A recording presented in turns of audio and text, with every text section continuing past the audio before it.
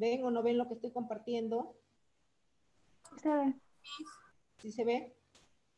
Sí. ¿Pueden apreciar? Para continuar. Sí, profesora. Muy bien, muchas gracias. Nuestra sesión de aprendizaje del día de hoy va a tratar sobre el examen químico de orina como parte de, complementaria del examen completo de orina, del ECO, del que hemos venido hablando desde la primera clase, ¿correcto? Entonces ya hemos hecho el examen físico, ya hemos hecho el examen de sedimento urinario, ahora nos toca el examen químico de orina.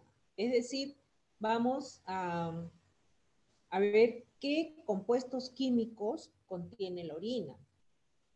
La orina tiene compuestos químicos orgánicos y compuestos químicos inorgánicos. Y ya también habíamos hablado de que el 90% de la orina es el agua. Y justamente el componente más importante de la orina en peso es justamente el agua, por su gran cantidad de agua que se filtra a través de los riñones y que es el que está formando la orina, el agua. Pero en esa agua están, digamos, en solución muchas sustancias, ¿no? Porque a través de los riñones se filtran todas las sustancias que, digamos, ya no le sirven a nuestras células, no le sirven al organismo, que son sustancias tóxicas, sustancias de desecho, o también se pueden encontrar algunos metabolitos procedentes de la degradación de fármacos o drogas que puede estar consumiendo el paciente. Además, en diferentes estados patológicos pueden estarse filtrando sustancias que no deberían estar en la orina, ¿no? Como por ejemplo glucosa, bilirrubina, que no debería haber en orina.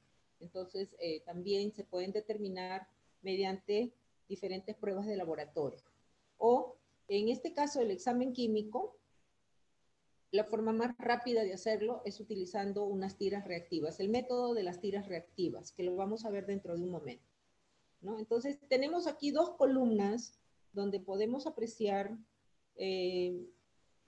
varios compuestos químicos o todos los compuestos químicos que podemos encontrar en orina, entre los cuales hay compuestos químicos orgánicos e inorgánicos. Por favor, ¿me podrían decir de todo lo que ustedes están leyendo, cuáles son compuestos químicos inorgánicos?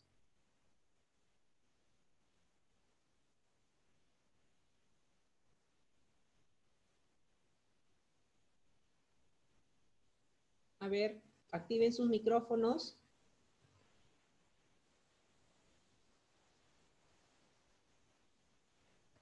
Tenemos, miren, por ejemplo, yo les voy a leer todos, ustedes me van a decir después cuáles son inorgánicos. O sea, tenemos, aparte del agua, que es inorgánica, es una biomolécula inorgánica, o sea, no me van a decir pues agua, ¿no?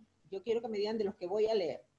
Urea, cloruro de sodio, fosfatos, sulfatos, potasio, proteínas, glucosa, bilirrubina, ácido úrico, creatinina, cuerpos cetónicos, urobilina y urobilinógeno, sangre y hemoglobina, calcio y magnesio. De todos estos,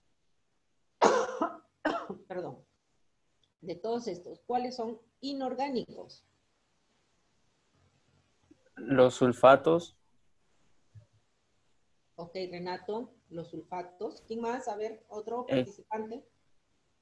Los fosfatos. Los fosfatos, claro. Otro inorgánico. Cloruro de sodio. Cloruro de sodio, muy bien. Otro. El Calcio. magnesio. Calcio, magnesio. ¿Qué más? Ácido úrico. Ácido úrico, inorgánico. ¿Estás seguro? Potasio, Miss. El potasio. El ácido úrico no es inorgánico, ¿ah? ¿Otro? ¿Nos queda alguno más por ahí o no?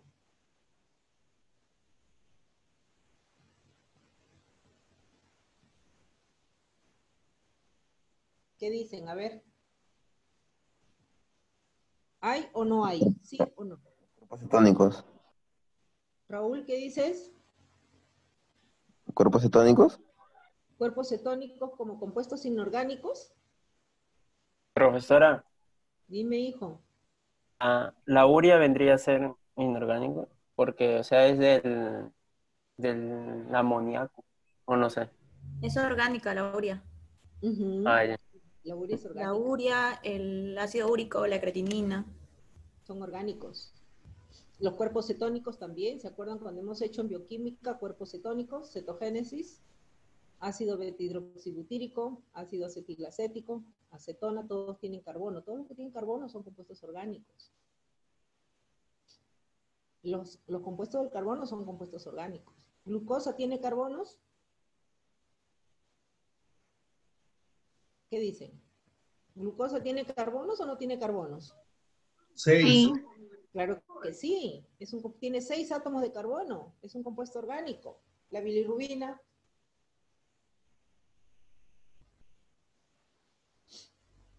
¿Es un compuesto orgánico o inorgánico?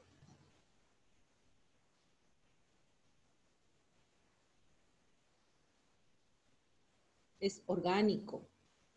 Ya hemos mencionado todos los inorgánicos: cloruro de sodio, fosfatos, sulfatos, potasio, calcio, magnesio. Los demás, todos son orgánicos. Bueno, el agua también es inorgánico, que ya lo habíamos mencionado. Después, la urea, las proteínas, glucosa, bilirrubina, ácido úrico, creatinina, cuerpos cetónicos, urobilina y urobilinógeno son pigmentos, pero son de naturaleza orgánica. Sangre y hemoglobina son compuestos orgánicos, ¿ya? Por favor. Todos estos compuestos pueden estar contenidos en la orina y de repente pueden haber otros compuestos más que no los mencionamos, pero normalmente de repente podemos encontrar estos, excepto bilirrubina, glucosa, que no deberían haber, porque estos aparecen cuando hay problemas patológicos, ya cuando se presentan enfermedades. Como les había dicho, el método de las tiras reactivas es el método más rápido para poder identificar o analizar una muestra de orina y ver qué compuestos químicos contiene. En estas tiras reactivas vamos a poder apreciar diferentes bandas de colores, bandas coloreadas. Estos colores se deben a ciertos reactivos químicos de los que están impregnadas estas tiras. Son diferentes reactivos químicos que al ponerse en contacto con la muestra de orina van a cambiar de coloración. Cuando se humedece la tira reactiva, en la orina, en la muestra de orina, van a cambiar esos tonos, esa coloración, dependiendo de lo que contenga, de qué compuestos químicos contenga esa orina. Y luego lo vamos a comparar con el patrón que está en el tubo, donde vienen dispensadas las tiras reactivas. Entonces vamos a compararlo con los patrones. Este es un patrón en la parte inferior izquierda de colores para poder identificar los compuestos químicos que pueden contener las muestras de orina con las que trabajamos, ¿no? O sea, podemos encontrar, nos indica, dependiendo de la coloración que se presenta en la tira reactiva, si es que hay leucocitos, si es que hay nitritos, urobilinógeno, proteínas, nos va a dar también el pH, presencia de sangre, la gravedad específica, o sea, la densidad, cuerpos cetónicos, bilirrubina, glucosa y ácido ascórbico. Estas tiras reactivas, ¿correcto? Entonces la tira reactiva viene dentro de unos tubos que tienen ya los patrones de colores para poder identificar una vez que hemos humedecido la tira reactiva en la muestra de orina. ¿Ok? Nos da hasta el pH incluso. Entonces, es el método más rápido para hacer un examen químico de orina. Pero existen también otros métodos, ¿no? Que utilizan otros reactivos donde vamos a utilizar tubos de ensayo, calor, de repente un mecherito por ahí, ¿no? O espectrofotómetro para poder determinar la concentración de diferentes compuestos orgánicos, ¿no? Aquí en la imagen tenemos los valores normales de algunos compuestos químicos en la orina. Por ejemplo, albúmina puede haber entre 10 a 100 miligramos por día, se puede excretar la albúmina, ácido úrico de 0,3 a 0,7 gramos por día, bicarbonato, como bicarbonato de sodio, no debe haber en la orina, no debe haber. Cuando aparece el bicarbonato es porque ya hay problemas de patológicos, problemas principalmente del páncreas, que el organismo no está metabolizando el bicarbonato. Creatinina en el hombre está entre 20 a 28 miligramos por kilogramo de peso corporal en un día, en promedio 24 miligramos, en la mujer 15 a 21 miligramos por kilogramo en un día, en promedio 21, y se dan todos los valores para los niños, desde prematuros, o sea, los nacidos pretérmino, los no prematuros, que son los nacidos a término, de 2 a 3 años, de 6 a 11, y los adolescentes, ¿no? Adolescentes, mujer y varón. Entonces están todos los datos allí sobre algunos valores normales de estos compuestos químicos, de esta creatinina en la orina. Calcio, entre 50 a 400 miligramos por día. Fosfatos, de 0,5 a 2,2 gramos por día, en promedio 1 gramo. Cloruro de sodio, de 5 a 20 gramos por día, en promedio 10 gramos. Nitrógeno total, de 7 a 20 gramos por día, en promedio 10. Nitrógeno proveniente de la urea, de 5 a 15 gramos, ¿no? En promedio 7,5. En orina fresca, de 4,7 a 7,7 gramos por día, en promedio 6. Luego viene el potasio, 25 a 100 miliequivalentes por día. Proteínas, entre 10 a 100 miligramos por día. Sodio, de 80 a 290 miliequivalentes por día. Sulfatos inorgánicos, 0,25 a 1,25 gramos por día. Sulfatos totales, 0,36 a 1,44 gramos por día. Urea, entre 10 a 35 gramos por día, en promedio 15. Urobilinógeno, de 0,2 a 4 gramos por día, en promedio 1 miligramo por día. 1 gramo está mal ahí, no es 1 gramo, es 1 miligramo. 1 gramo, no es miligramo. Y bueno, como les decía, también hay métodos que se utilizan en el laboratorio para determinar ciertos compuestos orgánicos que están presentes en las muestras de orina que nos llevan a analizar. En cuanto a investigación de proteínas, normalmente la orina no debe contener proteínas en cantidades demostrables. Hemos visto, por ejemplo, que proteínas están principalmente como albúmina, entre 10 a 100 miligramos en un día, ¿no? No son cantidades demostrables, 10 a 100 miligramos. Por eso no debe haber proteínas en cantidades demostrables, pero cuando superan esas cantidades es porque los riñones no están filtrando bien, no están funcionando bien, y entonces la albúmina sale cuando hay alguna enfermedad renal, sale en mayor concentración. Ahora, también podemos obtener falsos positivos cuando el paciente está siendo sometido a la ingesta de drogas, como por ejemplo tolbutamida, a grandes dosis de penicilina, de polivinilpirrolidona, o sustancias opacas a los rayos X, ¿no? En estos casos también se excretan, no se excretan, sino que estas sustancias pueden dar falsos positivos en un examen cualitativo de proteínas en orina. Sin embargo, hay 2 patologías, que son el mieloma múltiple y las leucemias, en las que se van a excretar unas proteínas anormales, que son las llamadas proteínas de Bence-Jones en la orina, ¿no? ¿Por qué? Porque son proteínas de bajo peso molecular, son termolábiles estas proteínas de Bence-Jones, y aparecen en la orina cuando hay una extensa afección de la médula ósea. Por eso que se presentan cuando hay mieloma múltiple o leucemia. Entre las pruebas que podemos emplear para investigar proteínas en orina están la prueba del calor y del ácido acético, la prueba del ácido sulfosalicílico y un método colorimétrico, que es una prueba cuantitativa. Las 2 anteriores son cualitativas. ¿Y por qué son cualitativas? Justamente el fundamento nos explica por qué es que son cualitativas. En el caso de la primera, la prueba del calor y del ácido acético, ¿en qué se fundamenta? En que va a haber o se va a formar un precipitado nebuloso por acidificación de la muestra de orina con ácido acético al 30% y posterior calentamiento. Por eso decía, necesitamos un mechero, ¿no? Entonces, va a haber un precipitado nebuloso, es decir, se va a formar una especie de nube, como un gas blanquecino, nebuloso, cuando tenemos en un tubo de prueba una determinada cantidad de orina y le agregamos ácido acético al 30% y lo sometemos al calor. Después de un tiempo corto, se va a empezar a formar, si es que contiene proteínas, esa muestra de orina se va a formar un precipitado nebuloso, blanquecino. Entonces es positivo para proteínas, por eso es cualitativo, porque el cualitativo nos dice si es que hay o no hay, si es positivo o negativo. La segunda prueba, que es la del ácido sulfosalicílico, el método cualitativo, aquí también se fundamenta en la formación de un precipitado nebuloso en la interfase. El reactivo que se emplea justamente es el ácido sulfosalicílico al 10%, en alcohol metílico al 50%. Entonces, ¿qué es la interfase?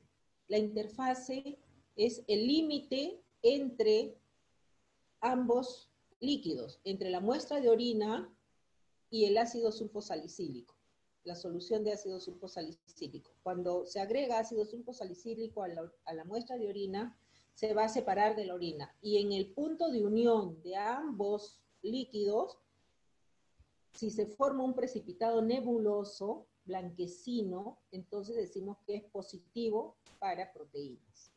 ¿Ya? Esta prueba del ácido sulfosalicílico. En el método colorimétrico, también emplea ácido sulfosalicílico, pero va a ser una prueba cuantitativa, porque se va a volver turbio la muestra. Si es que tiene proteínas, va a dar un cierto grado de turbidez, y esa turbidez va a ser leída en un fotocolorímetro o un espectrofotómetro. Esa turbidez es directamente proporcional a la concentración de proteína o a la cantidad de proteína que contiene la muestra de orina. Por eso, cada vez que hablamos de espectrofotometría o fotocolorimetría, son métodos cuantitativos, porque nos dan ciertas lecturas, y esas lecturas las tenemos que utilizar para realizar los cálculos finales, ¿no?, que nos especifican esos métodos. En cuanto a investigación de glucosa en la orina, sabemos que la glucosa, que digamos es filtrada a través del riñón, generalmente es reabsorbida. Pero ¿qué pasa cuando el paciente es diabético? Entonces va a eliminar glucosa en orina o va a eliminar cuerpos cetónicos también, ¿no? Entonces la glucosa, cuyas fórmulas alifática y cíclica la podemos ver en la imagen superior derecha, ¿no? Acá tenemos la fórmula alifática, glucosa en forma alifática, y la glucosa cíclica, con el anillo de pirano. No sé si recuerdan ustedes bioquímica, el anillo pirano que tiene 6 lados, ¿correcto? Esta es la glucopiranosa. Entonces, esta glucosa se excreta en orina generalmente cuando la persona sufre de diabetes mellitus, ¿no? Entonces hay exceso de glucosa en sangre que se va a filtrar a través de los riñones y va a salir con la orina. Tenemos este análisis enzimático, análisis cuantitativo. Este enzimático va a ser simplemente cualitativo, cuantitativo, y luego tenemos una prueba más, que es la prueba de la osazona, para identificar glucosa y fructosa. ¿Qué es lo que sucede? En el primer método, el análisis enzimático, la glucosa oxidasa, como es enzimático, entonces emplea enzimas. Aquí hay una enzima que es la glucosa oxidasa, termina en asa, es una enzima. Esta enzima cataliza la oxidación de la glucosa, es decir, la va a degradar, formándose ácido glucónico y peróxido de hidrógeno. Otra enzima, una peroxidasa, POD, va a transferir el oxígeno molecular del peróxido de hidrógeno que se formó a un receptor de oxígeno molecular, como es este reactivo de la ortotoluidina, ¿no? Y se va a convertir, o va a aparecer una coloración azul. Si aparece esta coloración azul, entonces decimos que es positivo para glucosa en esa muestra de orina. También se pueden emplear tiras reactivas impregnadas de enzimas e indicadores de glucosa en las muestras de orina. Por eso es un método netamente cualitativo. En el análisis cuantitativo vamos a utilizar una solución alcalina caliente, donde vamos a colocar la muestra de orina que supuestamente contiene glucosa, y esta glucosa presente en la muestra de orina va a reducir al ácido dinitrosalicílico a ácido 3-amino-nitrosalicílico, que se va a convertir de color anaranjado a rojo. La densidad óptica que se va a leer, densidad óptica se lee en el fotocolorímetro, pero también podemos leer en el espectrofotómetro. Esta lectura de densidad óptica es directamente proporcional a la cantidad del compuesto reducido y por ende es directamente proporcional a la cantidad de glucosa que está presente en la muestra de orina. ¿Correcto? Entonces obtenemos una lectura, hacemos la conversión con los cálculos respectivos y nos va a dar la cantidad de glucosa que está presente en la muestra de orina. Por eso es un método cuantitativo. En la prueba de Losasona, nos va a ayudar a identificar glucosa y fructosa, ¿no? Las osazonas son unos cristales. Es un compuesto orgánico obtenido por calentamiento de un azúcar, como en este caso puede ser la glucosa o la fructosa, con fenilhidracina y ácido acético. ¿En qué es su fundamento? En que las sustancias que poseen un grupo carbonilo, como las aldosas y las cetosas, ¿no? La glucosa es una aldosa, la fructosa es una cetosa. ¿Recuerdan o no recuerdan los grupos carbonilos? Díganme sí o no, si no para explicarlo. Explíquelo, por favor. Bien. Los grupos carbonilos que tienen los azúcares, principalmente los monosacáridos, ¿no? Son las aldosas y las cetosas. En las aldosas, el grupo carbonilo, vamos a verlo acá, aquí tenemos a la glucosa, ¿verdad? Esta es la glucosa. Su grupo carbonilo está en el primer átomo de carbono. Este grupo carbonilo es el grupo CHO. ¿Cómo se llama este grupo carbonilo? Ustedes saben cómo se llama esta función, este radical, este grupo CHO. ¿Alguien me puede decir? ¿Ester? ¿Perdón? ¿Grupo Ester? Éster, no, el éster no es grupo, el éster es unión. La unión entre un ácido y un alcohol es unión éster. Esa es unión, pero no es grupo. Las funciones... El aldehído es. Claro que sí, Renato. CHO es el grupo aldehído, la función aldehído o el radical aldehído, CHO. Esa es la función de las aldosas. Y de las cetosas es el grupo CO. El grupo CO, ¿qué función es? ¿Qué radical? ¿Qué tipo de función? CO. Carbono, doble enlace, oxígeno. CO. Cetosa. De las cetosas, pues, es lo que estoy diciendo. Las cetosas tienen el grupo carbonilo CO. ¿Cómo se llama ese grupo carbonilo? Cetónico, no. Exacto, cetónico. No puede ser grupo cetosa porque estamos hablando de la cetosa. La cetosa es todo el compuesto. La fructosa es una cetosa. Entonces la fructosa tiene el grupo CO en el segundo carbono. El grupo aldehído siempre está en el extremo, en el primer carbono. El grupo aldehído, en las aldosas. El grupo cetónico en las cetosas siempre está en el carbono 2, generalmente, o en cualquier átomo de carbono intermedio.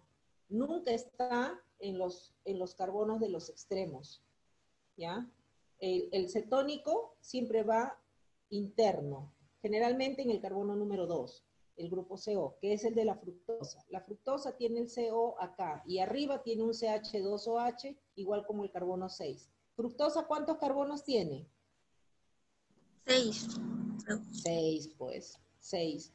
Porque la fructosa con la glucosa son isómeros, se isomerizan.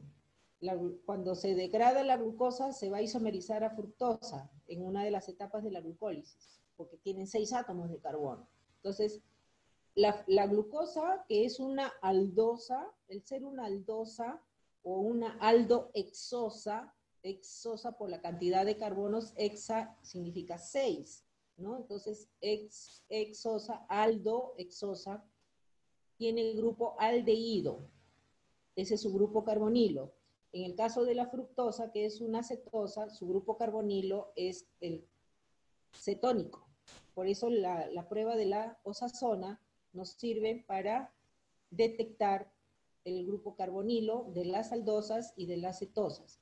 Este grupo carbonilo, sea el aldehído o sea el cetónico, reaccionan con fenilhidracina para formar fenilhidrazona y se forman cristales de osazona característicos. Fíjense en la imagen, o sea, quisiera saber si ya está claro lo del grupo carbonilo, por favor, ¿sí o no? No, para mí sí, profesor. Sí, ¿Los mi. demás? Sí, profesora. Correcto. Bien, y si no les queda claro, les pido por favor revisen sus apuntes de bioquímica. 1. Ahí hemos estudiado ya todos los carbohidratos, en la química de los carbohidratos, ahí hemos estudiado las aldosas y las cetosas. ¿Se acuerdan del alcohol primario, el alcohol secundario y todo eso? ¿No? Miren, aquí en esta glucosa hay alcohol primario y hay alcoholes secundarios. ¿Se acuerdan o no se acuerdan? ¿O solamente estudiaron para aprobar el curso nada más y después se olvidaron? Sí, profesora. Claro que sí, ¿cómo no se van a acordar? Ya, entonces debemos tener en cuenta todas las estructuras químicas, por eso estudiamos la química de las biomoléculas, para poder comprender después lo que se viene, ¿no? En la imagen que vemos en la parte inferior, donde dice osazonas de monosacáridos, glucosa y fructosa, tanto glucosa como fructosa son cetosas, perdón, son carbohidratos de 6 átomos de carbono. La glucosa es una aldohexosa y la fructosa es una cetohexosa. Entonces tienen grupo carbonilo aldehído y la fructosa tiene el grupo carbonilo cetónico. ¿Qué es lo que vamos a hacer? Vamos a utilizar 5 mililitros de solución al 2% de los azúcares que vamos a ensayar, o sea, de la muestra de orina en este caso. Le vamos a agregar 3 mililitros de fenilhidracina y 2 mililitros de bisulfito de sodio. Mezclamos, calentamos, ¿correcto? Luego se enfría, se filtra y se lava el precipitado con agua fría y colocamos del precipitado una gota en una lámina portaobjetos y lo llevamos al microscopio para observar los cristales de las osazonas que se han formado. Entonces, al microscopio vamos a ver acá estas imágenes que tenemos, ¿dónde está mi cursor? Acá. La vista microscópica de los cristales de osazona característicos. Son como agujas, ¿no? Lo podemos ver de esta forma o de esta forma de acá. Entonces, si observamos esta formación de estos cristales en el sedimento, entonces decimos que es positivo para glucosa, esa muestra de orina. En la parte izquierda tenemos toda la reacción química, ya todos los pasos que de la fenilhidracina, que agregamos fenilhidracina, que se convierte en fenilhidrazona y cristales de osazona. Igual, esto es con el caso de las aldosas, de glucosa. En el caso de la cetosa, que es la fructosa, aquí está el grupo carbonilo, CO es el grupo. ¿Cómo se llama este grupo? Díganme, por favor. Cetónico.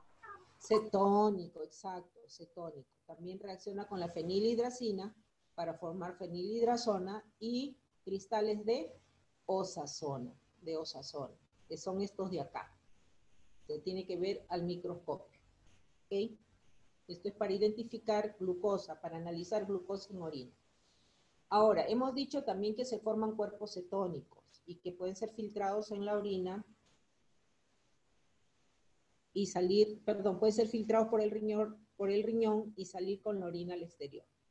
¿Cuáles son los cuerpos cetónicos? Son el ácido beta-hidroxibutírico o el beta-hidroxibutirato, como dice acá, el ácido acetoacético o acetilacético, o también acetoacetato, como está acá, y el tercer cuerpo cetónico es la acetona. En realidad, el acetoacetato es el que da lugar al beta-hidroxibutirato y a la acetona. Se forma acetona por descarboxilación del acetoacetato y se forma beta-hidroxibutirato por reducción del acetoacetato, ¿no? Por reducción da beta-hidroxibutirato, por descarboxilación da acetona. ¿Ok? Entonces, estos cuerpos cetónicos generalmente se van a excretar en patologías como diabetes mellitus, cuando hay fiebres altas y prolongadas, cuando hay diarreas, vómitos, ayuno e hipertiroidismo. ¿Okay? Tenemos la prueba de Rotera, que es para identificar acetona y ácido acético, o ácido diacético, que también es lo mismo, que se fundamenta en que tanto la acetona como el ácido diacético van a producir un color púrpura cuando se ponen en contacto con el reactivo químico que es el nitroprusiato de sodio en medio alcalino. Medio alcalino que lo puede dar una solución de hidróxido de sodio. ¿Ok? Entonces se identifican acetona y ácido diacético. Si estos cuerpos cetónicos están presentes en la muestra de orina, se va a formar un color púrpura cuando se le añade el reactivo químico. En cuanto a los valores de referencia para acetona plasmática, tenemos entre 0,3 a 2 miligramos por ciento, acetona más ácido diacético 0,5 a 3 miligramos por ciento, o por decilitro, que es lo mismo. Esa es la prueba de Rotera para acetona y ácido acetacético o diacético. La prueba de Gerard para ácido diacético se fundamenta en que este ácido diacético va a producir un color rojo, con una solución de cloruro férrico.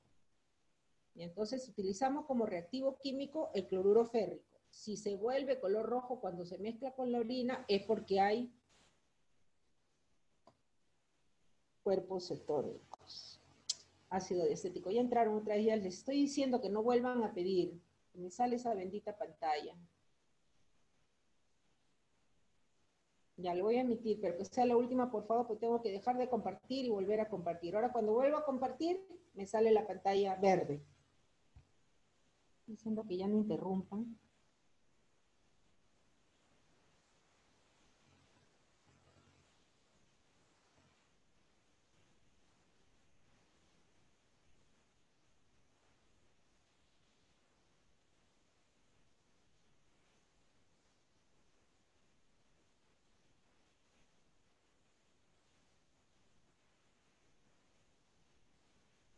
Renato, por favor dime si están viendo bien la pantalla. Sí, profesora. Ok, muchas gracias. Vamos a continuar, por favor. Bueno, ya explicamos la prueba de Gerard para ácido diacético. Vamos a ver ahora la investigación de urobilina y urobilinógeno. La estructura química que ven al lado es la urobilina, pero tanto la urobilina como el urobilinógeno son pigmentos. La urobilina proviene del urobilinógeno y también hay otro pigmento que es la estercobilina que proviene del estercobilinógeno, ¿no? Son productos de descomposición de la bilirrubina, o sea, derivan de la bilirrubina, que normalmente la bilirrubina va a estar presente en las heces. Hay otro, bueno, urobilina y urobilinógeno y estercobilina y estercobilinógeno son pigmentos que son los que le confieren coloración a las heces. Y la estercobilina y estercobilinógeno. Y la urobilina generalmente es para la orina. Sin embargo, la bilirrubina no debería excretarse en orina, ¿no? Pero sus productos de descomposición podrían excretarse en orina siempre y cuando el hígado aumente su excreción de bilis. Cuando el hígado aumenta la excreción de bilis, que es la que contiene la bilirrubina, entonces se van a excretar en la orina todos estos pigmentos.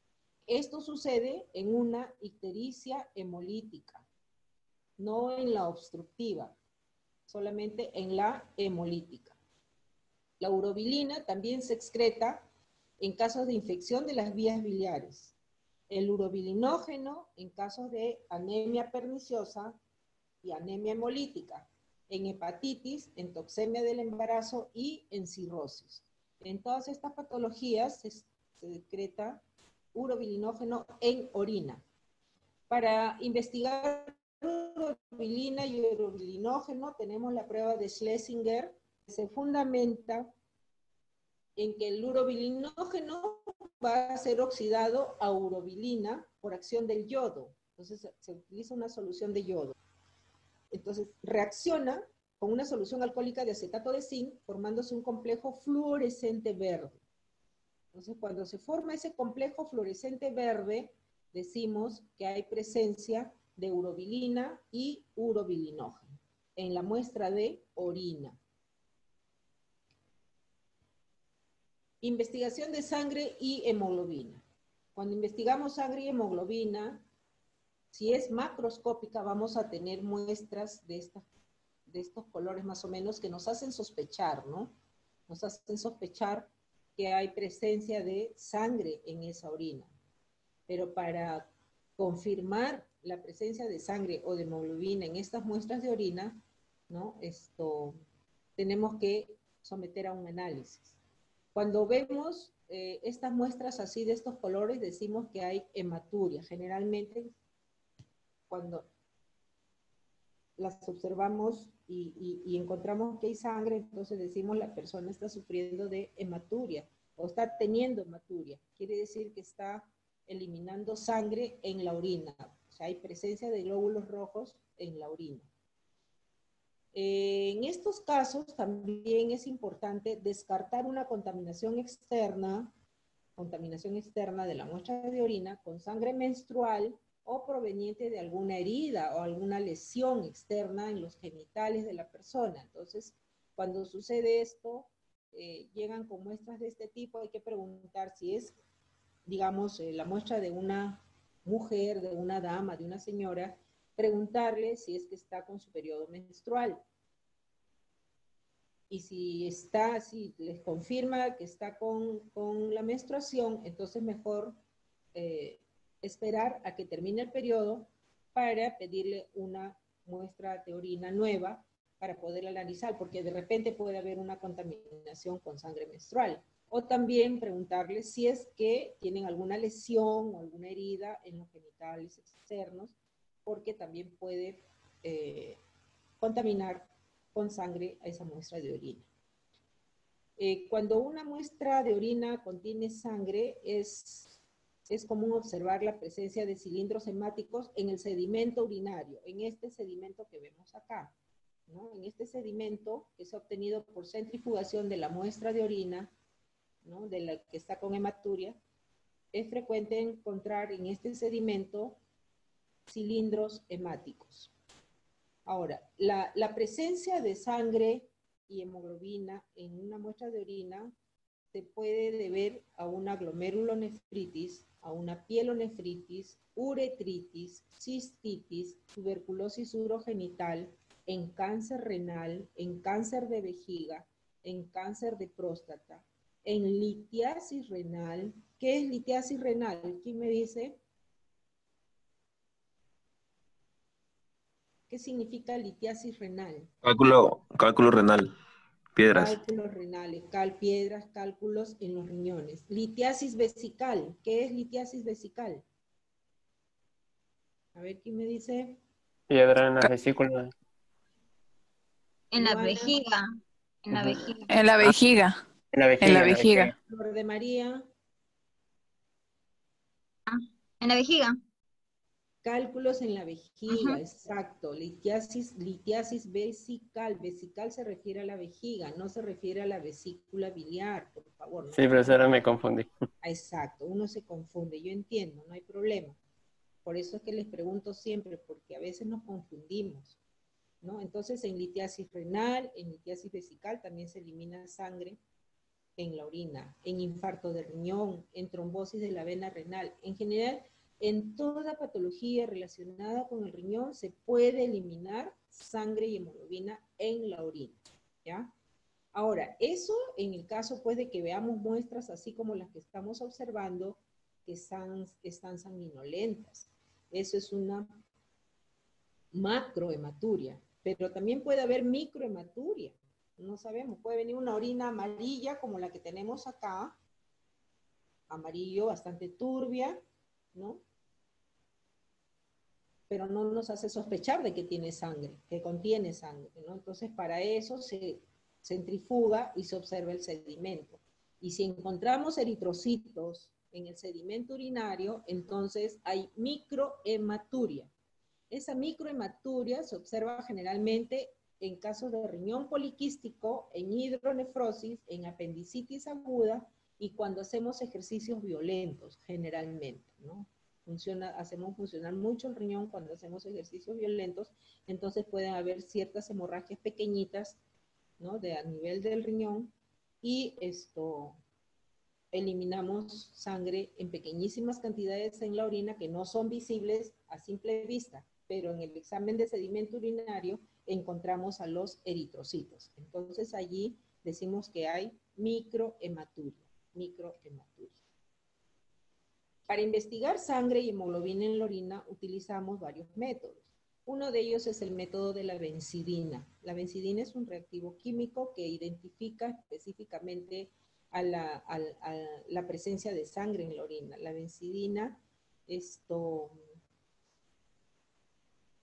este método, se fundamenta en la actividad de las peroxidasas que tenemos en la sangre, que van a descomponer el peróxido de hidrógeno, y ese oxígeno que se libera con el peróxido de hidrógeno va a oxidar al reactivo de la benzidina, apareciendo una coloración azul. Entonces, cuando yo le agrego benzidina a la muestra de orina que probablemente contiene sangre, y si se convierte o se transforma o se vuelve de color azul, entonces digo que es positivo para sangre y hemoglobina, mediante el método de la benzidina. El método de las tiras reactivas, como ya hemos visto, las tiras reactivas, como se ven en la imagen, pues tienen bastantes bandas coloreadas y luego se comparan con el patrón, igual manera como lo mencionamos hace un rato, ¿no? Y generalmente esta prueba pues se basa en la actividad de la hemoglobina, que es similar al de las peroxidasas que hemos mencionado en el método de la benzidina, y el color resultante va a variar entre el anaranjado al verde y hasta el azul oscuro, dependiendo de la concentración que haya de hemoglobina en la muestra de orina. Y hay otra prueba, que es la prueba de precipitación por sales, que es el método de Blondheim y colaboradores, y que se fundamenta en lo siguiente. Si existe hemoglobina en la muestra de orina, se va a formar un precipitado por acción del sulfato de amonio, que es retenido en una tira de papel de filtro, formándose un color pardo rojizo. Entonces, esta prueba de precipitación por sales, ¿qué sales estamos utilizando? Sulfato de amonio. Es netamente cualitativa también. Entonces, si se forma el color pardo rojizo en la tira de papel de filtro que está impregnada de sulfato de amonio, al contacto con la muestra de orina, entonces decimos que es positivo para hemoglobina, por ende por sangre. Ahora, la bilirrubina, como les había mencionado, la bilirrubina en una orina normal no debe estar presente, ¿no? La bilirrubina se elimina cuando hay una ictericia obstructiva, pero no en la ictericia hemolítica, ¿ok? El ácido úrico que se elimina con la orina, la concentración de ácido úrico eliminado depende del régimen alimenticio, porque ustedes saben que el ácido úrico está directamente relacionado con una condición patológica que se llama gota, así como dice acá, gota. Ya esto lo hemos estudiado también en la bioquímica, que es la formación de depósitos de uratos monosódicos en las articulaciones, principalmente a nivel del dedo gordo del pie, en los tobillos, en las rodillas, en las manos, ¿no? En las muñecas, y se forman los tofos gotosos, que son depósitos de uratos, son cristales de ácido úrico o de uratos monosódicos que producen mucho dolor, ¿no? Pero, ¿qué pasa? Pero eso también, claro, como decía, depende del régimen alimenticio. Gente que come muchas carnes rojas, muchos mariscos, ojo, los mariscos tienen grandes concentraciones de ácido úrico. Entonces no es recomendable consumir, todo tiene que ser moderado y la alimentación tiene que ser balanceada. ¿Qué sucede? El ácido úrico disminuye antes de un ataque de gota, pero luego aumenta. Y también se va a encontrar elevado el ácido úrico en ciertas enfermedades renales crónicas. en anemia, en leucemia, en el reumatismo, en cuadros febriles agudos. Entonces, en todas estas patologías se puede encontrar elevado el ácido úrico, pero más cuando después de un ataque de gota. Entonces, se elimina bastante ácido úrico en forma de cristales, que lo vemos también en un sedimento urinario. La creatinina se forma a partir de la creatina. La creatinina es un producto catabólico que se observa en los músculos. La creatina la tenemos presente en los músculos y cuando se cataboliza la creatina se va a formar creatinina. Y la excreción de prácticamente del 99% de creatinina va a ser a través del riñón. Por eso el riñón juega un papel muy importante en el metabolismo de la creatinina, ¿no? Entonces, la creatinina va a verse aumentada en casos de hipertiroidismo, en diabetes mellitus, en inanición, porque el músculo va a utilizar la creatina para obtener energía y va a eliminar creatinina, y también en enfermedades parenquimatosas del hígado, donde también se metaboliza, ¿no? Pero, ¿qué pasa? Que la creatinina está disminuida en insuficiencia renal, disminuida en orina, pero está aumentada en la sangre, la creatinina. Por eso cuando tenemos urea y creatinina aumentadas en sangre, son indicadores de insuficiencia renal. Están relacionadas con su excreción renal y puede haber una insuficiencia renal, funcionando mal los riñones, correcto. Pero esta creatinina se ve disminuida en la insuficiencia renal, pero en las muestras de orina, porque se mantiene la creatinina circulante en la sangre. El riñón no está filtrando bien, no filtra creatinina, por eso que en orina hay menos concentración de creatinina. El calcio, que es otro compuesto químico que podemos encontrar en orina, está disminuido en casos de hipocalcemia por lesión renal, porque el riñón también es el órgano que está comprometido con el metabolismo del calcio. Y también en la insuficiencia paratiroidea. La hormona paratiroidea también forma parte del metabolismo del calcio en forma indirecta. Pero el calcio está aumentado en una pancreatitis aguda hemorrágica, ¿correcto? Aumentado en orina. Cuando la persona está con una pancreatitis aguda hemorrágica, sus niveles de calcio se elevan. ¿Ok? Si tienen alguna pregunta, por favor, estoy a su disposición. Hemos culminado con nuestra sesión de aprendizaje. Profesora, Exacto, la media hora para el paso oral. Dime, Renato. antes que empiece el paso oral, una pregunta. Dime, hijo. La diferencia entre ictericia obstructiva y la hemolítica, ¿cuál es? A ver, ictericia obstructiva. Eso quiere decir que está obstruido el conducto biliar, por donde salen las sales biliares hacia el intestino. ¿Me entiendes? Entonces no van a llegar hacia el intestino, sino que se quedan o en sangre circulante y en el canal, ¿cómo se llama este? El canal biliar. ¿Ok? Esa es una ictericia obstructiva y la persona se pone todita amarilla, pero es por ictericia obstructiva.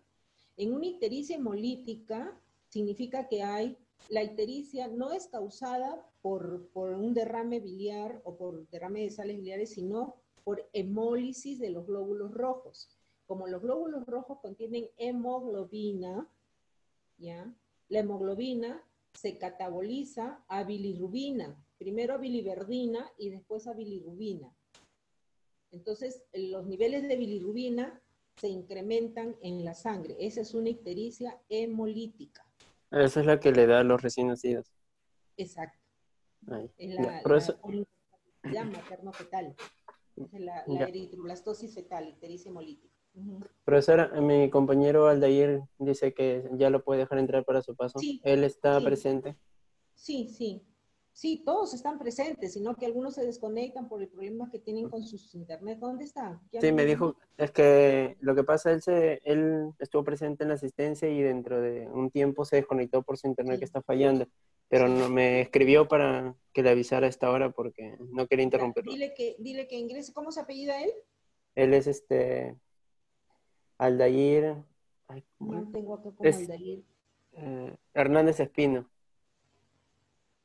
Hernández Oscar, lo Espino. tengo como Oscar. Claro, Oscar Aldair Hernández Ah, Espino. ya que pida, pues que pida su ingreso. Dile que solicite, ¿ya? ¿Alguna otra pregunta?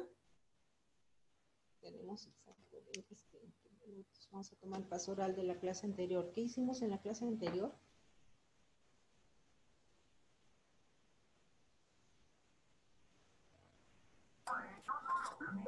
Examen físico. Examen físico y examen microscópico. Sí, de sedimento.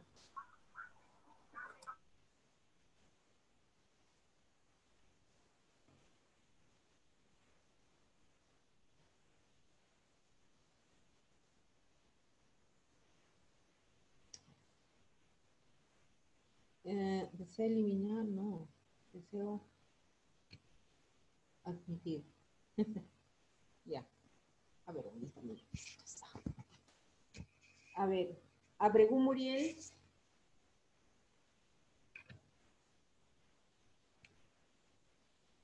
Abregu, por favor, actívenme todos sus cámaras.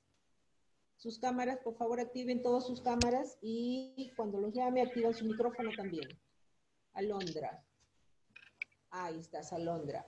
Dime, ¿qué caracteres organolépticos estudiamos en un examen físico de orina? Tu micrófono, hija. ¿Se escucha? Sí, perfecto. En las características, pues tiene que ser, lo normal sería que sea claro ¿Qué el cosa que aspecto. sea claro qué? La orina. La orina. Que sea Claro, claro. sería lo normal. Pero ¿qué carácter organoléptico es ese? El olor, el pH, la densidad, ¿qué cosa es? Que sea claro. El color, El color.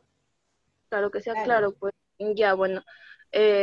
También hay, de acuerdo a la alimentación, puede ser el color, el olor también.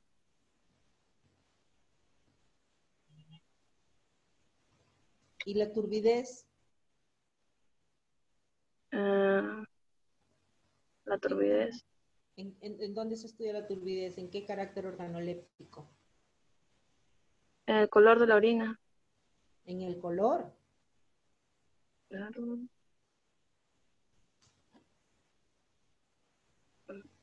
Sí.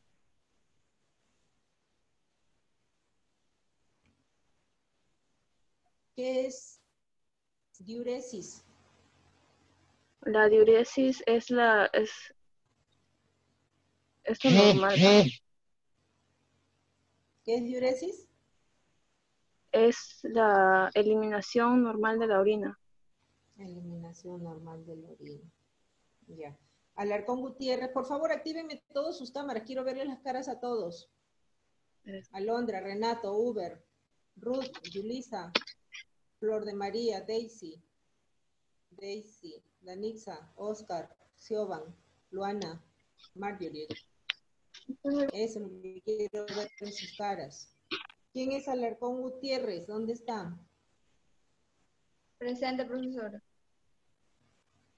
Hola, ¿qué tal? Y con Marjorie. Dime, ¿qué es polacuria?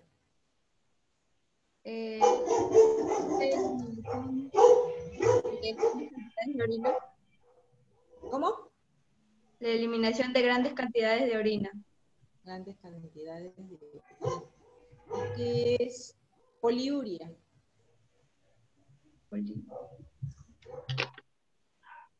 Eso es, profesor, lo que le dije. La eliminación de grandes Entonces, cantidades de orina. ¿qué es polacuria? Eso es cuando la eliminación frecuente de orina. ¿Cómo? La eliminación frecuente de orina no necesaria. No necesaria. Estás leyendo mal. Así no vale. No estoy leyendo, profesor. No, pero es que se nota clarito. Almidón Alarcón. Almidón, ¿dónde estás? Miss, yo. A ver, levanta la mano. No te veo. Allá, Alondra, no. A Ruth Camila, dice. Ruth Almidón. Sí, yo. Ruth Camila, ahora estás con tu gorrito, ya te vi. El pH de la orina normal. Bueno, es de 5,4 y varía en lo que es entre 6, no, varía entre 6,2, 6, no, 5, varía lo que es entre 4,5 a 8,2. ¿Y cuál es el valor normal del pH? 4, no sé. ¿Cuál es la densidad de una muestra de orina? La densidad está entre 1010 a 1030. No se dice 1010, se dice 1,010 a Ah, ya. 1,030. 1,010 a 1,30. ¿Cómo se mide, con qué se mide la densidad? Con el urómetro. Ya. Ávila Larco. Presente, Ávila. profesora. Presente. Flor. Sí, aquí estoy. Flor. Flor, ya te vi. A ver, Flor, dime.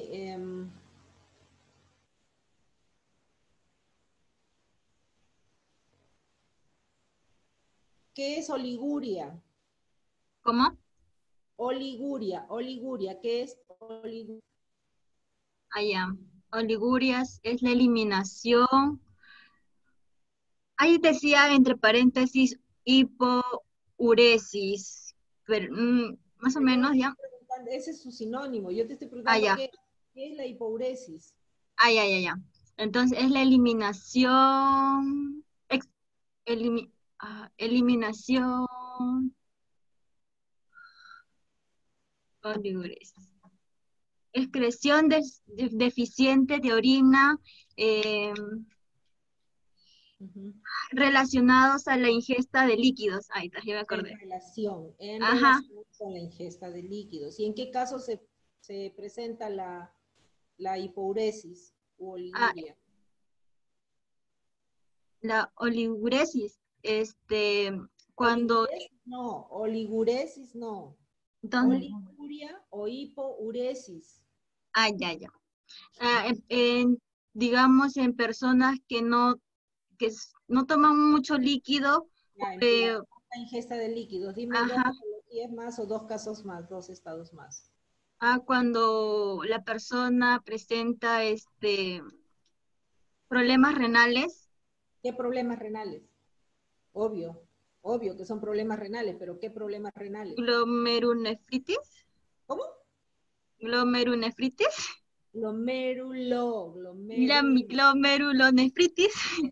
Uno más. Y también cuando la persona ha hecho excesivo deporte y elimina mucho líquido, mucho sudor, así. Exceso sudor. No. En ejercicios violentos. Ahí está eso. Ahí. Buen día, Ramos. Buen día. Miss. ¿Dónde estás? Luana. Hola, Luana. A ver, Luana. ¿Qué es opsiuria? Opsiuria es la eliminación abundante de la orina. ¿Qué más? Durante cuando, o sea, cuando no se come, o ayuna, creo que es. Ayuno, cuando se produce un ayuno. Cuando se hace un ayuno se... Complétame el concepto, por favor. ¿En qué caso se presenta la opsiuria? Me acuerdo algo de en hipertensión. Hipertensión. La polaquiuria. La polaquiuria son micciones frecuentes en el día,